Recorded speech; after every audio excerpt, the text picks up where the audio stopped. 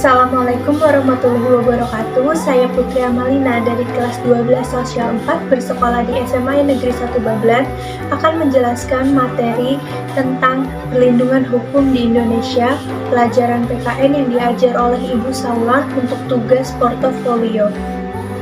Bayangkan apa yang akan terjadi apabila di keluarga tidak ada aturan, di sekolah tidak ada tata tertib, di lingkungan masyarakat tidak ada norma sosial, di negara tidak ada undang-undang, atau apa yang akan terjadi apabila setiap pelanggaran dibiarkan begitu saja. Perlindungan hukum itu apa sih? Jadi yang kalian tahu, perlindungan hukum itu apa ya? Kalau menurut Adi Hamzah, perlindungan hukum dimaknai sebagai daya upaya yang dilakukan secara sadar oleh setiap orang maupun lembaga pemerintah dan swasta yang bertujuan mengusahakan pengamanan, penguasaan, dan pemenuhan kesejahteraan hidup sesuai dengan hak-hak asasi yang ada.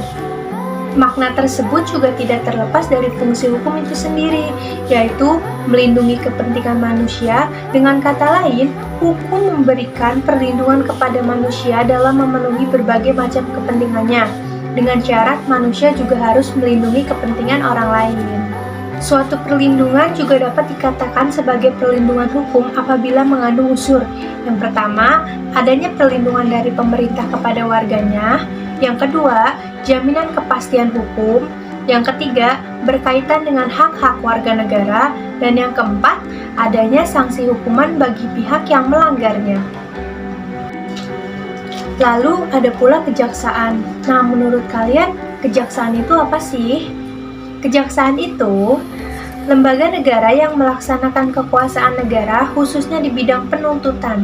Penuntutan merupakan tindakan jaksa untuk melimpahkan perkara pidana ke pengadilan negeri yang berwenang dalam hal dan menurut cara yang diatur dalam undang-undang dengan permintaan supaya diperiksa dan diputus oleh hakim di sidang pengadilan. Nah, pelaku yang dituntut juga harus memiliki dua unsur. Yang pertama itu memiliki barang bukti, dan yang kedua adalah minimal memiliki dua orang saksi. Kejaksaan juga dibagi menjadi 3 kelompok loh. Yang pertama di bidang pidana. Nah, kalau di bidang pidana, kejaksaan itu melakukan penuntutan, melaksanakan penetapan hakim dan putusan pengadilan yang telah memperoleh kekuatan hukum tetap. Terus yang kedua, itu ada bidang perdata dan tata usaha kejaksaan. Untuk di bidang ini, fungsinya yaitu mengatur ketertiban, peningkatan kesadaran hukum masyarakat, pengamanan kebijakan penegakan hukum, dan pengawasan peredaran barang cetakan. Menurut ketentuan Undang-Undang RI Nomor 48 Tahun 2009 tentang kekuasaan kehakiman, hakim berdasarkan jenis lembaga peradilannya dapat diklasifikasikan menjadi 3 kelompok. Yang pertama yaitu hakim pada Mahkamah Agung yang disebut dengan Hakim Agung. Yang kedua, hakim pada badan peradilan yang berada di bawah Mahkamah Agung, yaitu dalam lingkungan peradilan umum. Yang ketiga, hakim pada Mahkamah Konstitusi yang disebut dengan Hakim Konstitusi. Ada juga di sini advokat atau pengacara. Siapa nih yang mau jadi pengacara? Nah, kalau jadi pengacara itu nggak asal ya. Kita juga sebagai pengacara memiliki syarat-syarat ketentuan untuk dapat disahkan menjadi advokat atau pengacara. Apa aja ya?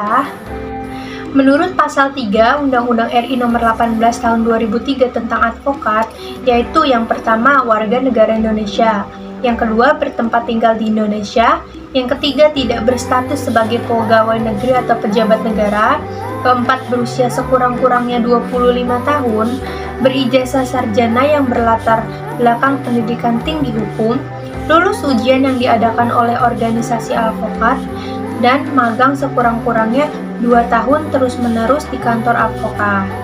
Adapun tugas dari advokat secara khusus adalah membuat dan mengajukan gugatan, jawaban, tangkisan, sangkalan, memberi pembuktian, mendesak segera disidangkan atau diputuskan perkaranya, dan sebagainya. Selain dari itu semua, ada juga pelanggaran yang terjadi di lingkungan sekitar kita. Misalnya di lingkungan keluarga. Yang pertama adalah mengganggu adik ketika sedang belajar, lalu mengabaikan perintah orang tua, ketiga bangun kesiangan. Lalu ada juga dalam lingkungan sekolah, yaitu bolos, mencontek saat ulangan, berpakaian tidak rapi dan tidak sesuai. Adapun yang ketiga dalam lingkungan masyarakat. Yang pertama adalah mangkir dari tugas ronda malam, tidak mengikuti kerja bakti, dan melakukan tindakan diskriminasi kepada orang lain.